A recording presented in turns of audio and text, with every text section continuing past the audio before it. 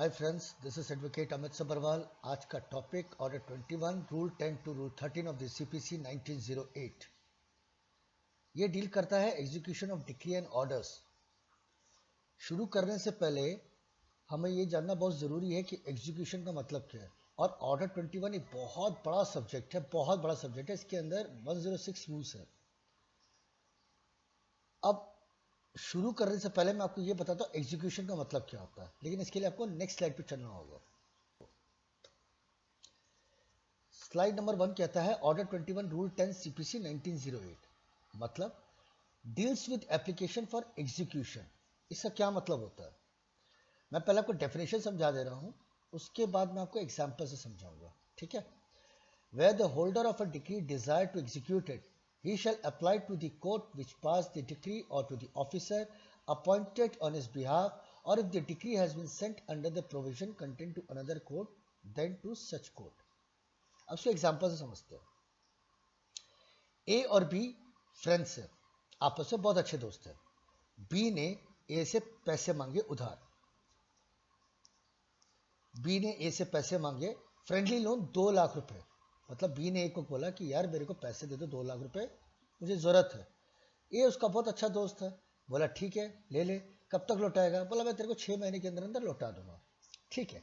ए ने बी को 2 लाख रुपए कैश दे दिए।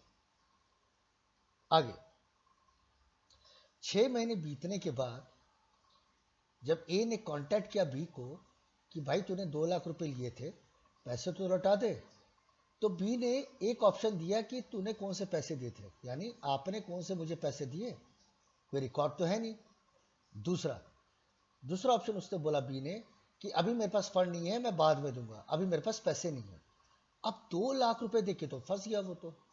तब ए ने बी को क्या कहा, तब ए ने बी के साथ क्या किया, उसने ए ने एक लीगल काउंसिल से मदद से उसने एक रिकवरी ऑफ फंड का केस डाला बी के खिलाफ।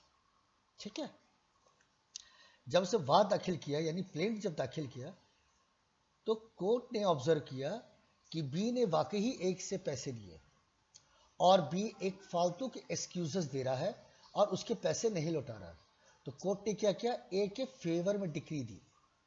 ए के बगल में आप देखोगे तो मैंने डिग्री होल्डर रखा हुआ है। तो ए ने जब कोर्ट ने ए को फेवर में डिक्री दी तो वो हो गया डिग्री होल्डर, यानी ए हो गया डिग्री होल्डर। कोर्ट ने बी के खिलाफ डिक्री दी तो बी हो गया जजमेंट डेप्टर, यानी बी लायबल हो गया डिग्री होल्डर, यानी ए को पैसा देने के लिए। साथ ही में कोर्ट ने बोला कि बी को बोला कि मैं आपको 3 महीने का वक्त देता हूं, आप 2 लाख रुपए इसको लौटा दीजिए। कोर्ट ने बी को बोला कि मैं आपको 3 महीने का समय दे रहा हूं, आप उसको 2 लाख रुपए लौटा दीजिएगा। अगर वो 3 महीने के अंदर पैसा लौटा दे तो एग्जीक्यूशन में जाने की जरूरत ही नहीं है ना।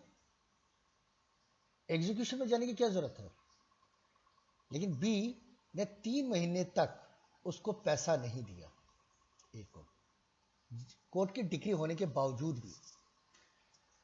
तब ए के पास ऑप्शन क्या होगा, ए के पास ऑप्शन होगा कि वो एग्जीक्यूशन में जाएगा।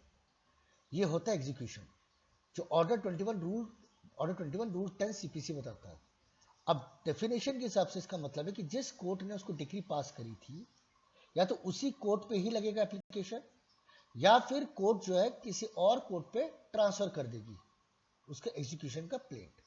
That is order 21 rule 10 of the CPC. Let's इसके अंदर आगे पढ़ने के लिए ना मैं आपको एक और एग्जांपल बताता हूं। Example to understand more on this topic. एक और एग्जांपल लेते हैं। ए वाइफ है, बी हस्बैंड है। ए वाइफ है, बी हस्बैंड है। वाइफ ने अपने हस्बैंड पे डीवी का केस डाला। डीवी का मतलब होता है डोमेस्टिक वायलेंस, या 125 का केस डाला। ठीक है।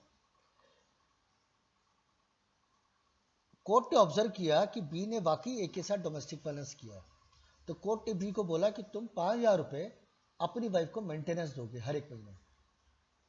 ठीक है। और साथ में ये ऑर्डर कर दिया कि जब जब से ए ने, जब जो वाइफ थी उसकी, उसने एप्लीकेशन जब से डाली है, और तब आप 6 महीने के अंदर अंदर ये 5,000 रुपए का एरियर क्लियर करोगे। यानी मैं आपको इसको समझाता हूं। वाइफ ने 1 जनवरी 2020 को केस डाला, डिक्री पास हुई 1 फरवरी 2021 को। तो हो गए 12 महीने, 5,000 का ऑर्डर हुआ, तो 12 महीने इंटू 5,000 कितना हो गया? 60,000 रुपये। 60,000 रुपये उसको 6 महीने के अंदर देना है वाइफ को, 6 महीने का टाइम मिला। और अगर 6 महीने के अंदर वो क्लियर नहीं करता है तो वाइफ क्या करेगी? ए क्या करेगा? वो एग्जीक्यूशन में जाएगी। और अगर वो दे देता है तो वो एग्जीक्यूशन में नहीं जाएगी। ये है एग्जीक्यूशन का example. Let's go by another topic. Order 21 rule 11 to CPC 1908। ये क्या कहता है? Deals with the return application. जब ये तय हो गया है कि अब डिग्री होल्डर को एग्जीक्यूशन में जाना ही है तो उसके लिए प्लेंट बनानी पड़ेगी। प्लेंट आप कैसे बनाओगे? प्लेंट आप ऐसे बनाओगे जिसमें पूरे फैक्ट्स लिखे हों, साइन हो, वेरीफाइड हो, और जो कोर्ट ने ऑर्डर डिग्री पास करी है उसका लिस्ट ऑफ डॉक्यूमेंट में आप सर्टिफाइड कॉपी लगाओगे। ये भी तो हो सकता है कि 2 लाख का जो केस मैंने आपको बताया था, ये भी तो हो सकता है उसे 1 लाख रुपए दे दिए हो, तो आपको मेंशन करना पड़ेगा कि 1 लाख रुपए दे दिए, 1 लाख रुपए अभी भी पेंडिंग है। तो that is the order 21 rule 11 to CPC 1908 says. ठीक है, what next? Order 21 rule 11 A CPC 1908 ये कहता है deals with application for arrest to state ground. Degree holder कह रहा है कि जजमेंट डेप्टर को आप अरेस्ट कर लो। अरेस्ट करने के लिए कोई फैक्ट्स होने चाहिए ना। मान लो जब जजमेंट डेप्टर को 2 लाख रुपए देने थे, 1 लाख रुपए दे दिए, वो कोर्ट से कह रहा है जनाब मेरे को 15 दिन का समय और दे दो, 20 दिन का समय और दे दो, मैं इनके पूरे पैसे दे दूंगा। तो कोर्ट ऐसे केसेस पे अरेस्ट क्यों करेगी? फैक्ट्स ये अगर देखा जाए कि जनाब इसने 2 लाख रुपए नहीं दिए अभी तक, और इसके दूसरे कोर्ट में भी 3 एग्जीक्यूशन के केस चल रहे हैं, ये उस कोर्ट में जाता ही नहीं है जजमेंट डेप्टर, तो ये कल को भाग जाएगा और मेरे पैसे फंस जाएंगे। तो प्लीज आप इसको अरेस्ट करिए और उसके बाद ये मेरे पैसे इमीडिएटली दे देगा। तो कुछ फैक्ट्स होने चाहिए अरेस्ट होने के लिए, एज अदरवाइज ऐसे कोर्ट अरेस्ट नहीं करती। Let's go different slide. Order 21 rule 12 CPC 1908 क्या कहता है? Deals with application for attachment of movable property. ये बड़ा इंटरेस्टिंग है। जब 2 लाख रुपए देने थे, 1 लाख रुपए दे दिए या 2 लाख नहीं दिए, जजमेंट डेप्टर ने डिग्री होल्डर को मान लीजिए 2 लाख में से 1 लाख दे दिए, 1 लाख नहीं दिए, वो ये भी तो कह सकता है सर मेरे पास अपनी गाड़ी है, गाड़ी आप उसको अटैच कर लो। तो कोर्ट क्या करता है? उसकी गाड़ी को अटैच कर लेते हैं। मूवेबल प्रॉपर्टी का मतलब होता है जो चीज मूव करती है। उसने कहा मेरे पास मारुति एक्सेस 4 है, होंडा सिटी है, कोई भी गाड़ी आप अटैच कर लो। तो कोर्ट रिसीवर अपॉइंट करती है, उसकी गाड़ी को अटैच कर लेती है और उसके बाद वो बेच देती है। मान लो वो गाड़ी बिकी 3 लाख में, तो 1 लाख रुपए उसका पेंडिंग था। अगर 1 लाख रुपए उसको दे रहे थे, 1 लाख रुपए दे दिए, और बाकी जो बचे पैसे वो जजमेंट डेप्टर के पास चले जाएंगे। ऐसे एग्जीक्यूशन पूरी हो जाएगी। दूसरा ऑर्डर 21 रूल 13 सीपीसी क्या कह रहा है? Deals with application of the attachment of immovable property. जैसे मूवेबल प्रॉपर्टी में हुआ वैसे इमूवेबल प्रॉपर्टी में होगा। अगर उसके पास लैंड है तो कोर्ट उसके लैंड को अटैच कर लेगी, जमीन को अटैच कर लेगी, और अपॉइंटमेंट रिसीवर को अपॉइंट करके उसकी अटैच करने के बाद उसको बेच देगी। जितना पैसा देना होगा डिग्री होल्डर को उतना दे देगी, बाकी बचा पैसा जजमेंट डेप्टर को दे देगी। यह है ऑर्डर 21 रूल 10 से लेकिन रूल 13 सीपीसी 1908। लेकिन ये टॉपिक खत्म होने से पहले मैं आपको एक बात बताता हूं, जो मेरा एक्सपीरियंस है कि क्या होता है, फ्रेंड्स वगैरह होते हैं, बहुत अच्छे दोस्त होते हैं, रिश्तेदार होते हैं, कभी ना किसी को पैसे की जरूरत पड़ जाती है। तो क्या होता है, वो पैसे दे देते हैं उनको, 1 लाख रुपए, 1.5 लाख रुपए कैश या 2 लाख रुपए, जैसे भी।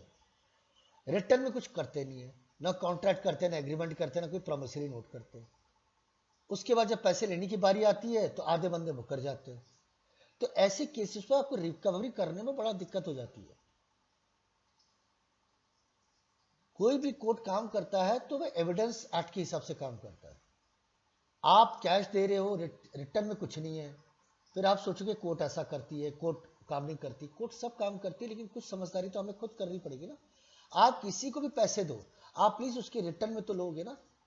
100 रुपए का एग्रीमेंट कर लो, कॉन्ट्रैक्ट बना लो, प्रोमिसरी नोट ले लो, कुछ तो लोगे ना।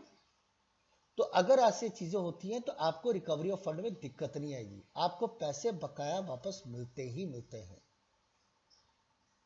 So thank you so much guys, this is a very short topic, लेकिन मैं जो भी ऑर्डर 21 का टॉपिक बनाऊंगा सारे इंपॉर्टेंट रूल्स के बारे में बताऊंगा, मैं आपको एग्जाम्पल से समझाऊंगा. So as of now, wishing you the luck. Have a good day. And if you really like my ideas, video, please like and subscribe it. Thank you so much and wishing you the luck once again. Bye bye. Take care.